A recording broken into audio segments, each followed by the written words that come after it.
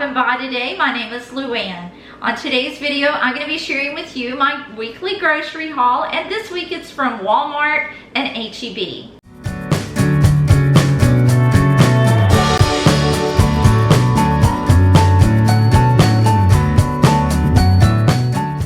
If this is your first time here on this channel, you'll see videos on cooking, baking, meal planning, how to stock and maintain your pantry, and so much more. So if any of that sounds good to you, I hope that you'll take the time to subscribe and make yours a heart-filled kitchen too.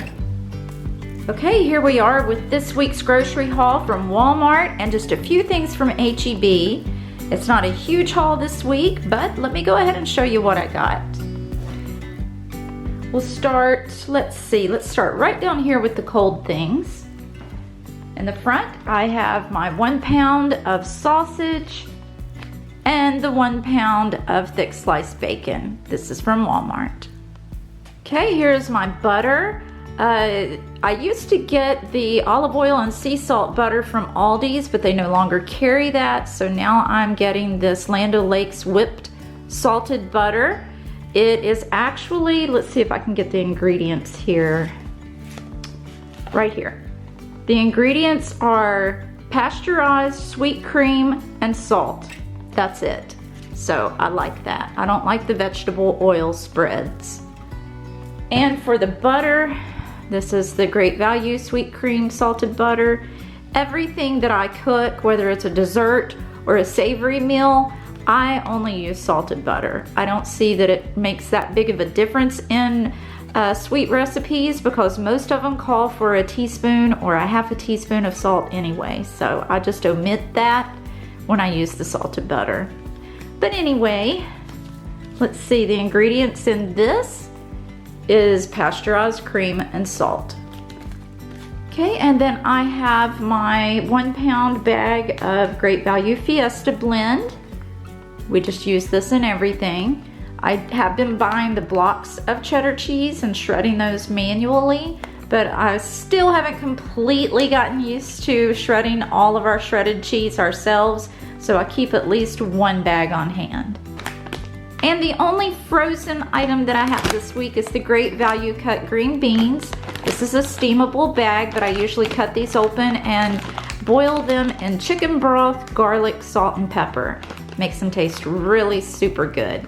Okay, and the final cold item that I have is the Hill Country Fare, which is the HEB brand of mustard potato salad. I added this to my grocery haul last week, and I really enjoyed having this potato salad for just a quick little snack or to add to my lunch, so I went ahead and picked up another pack this week.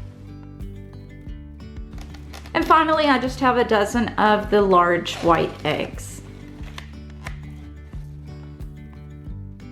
Okay, now we're gonna move along to the pantry items. I just picked up a couple seasoning packets, the 4-pack of the Hidden Valley Ranch seasoning, and 2 of the Old El Paso taco seasoning mixes.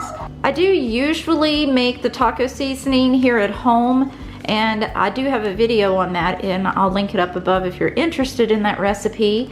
But I still like to have a few of these on hand for days that I'm in a hurry or if I don't have a batch of my own mixed up in advance. This next item is the Grey Poupon Dijon mustard. I have a recipe that I'll be making this week. It's roasted cabbage with onion sauce. And I know that may not sound very appealing, but the onion sauce is delicious. And it calls for a tablespoon of this mustard that I was completely out of. Here's 2 cans of the Swanson's chicken broth. I'll be using this to make some smothered mushroom chicken. This is going to be the base for the gravy that I make for that. Now I have several different bread options this week, so let's go over that and I'll explain to you what I plan on using each one for. Here in the front is the HEB French bread loaf. I am going to make a berry cream cheese French toast casserole. It's so delicious, and my plan is to film that.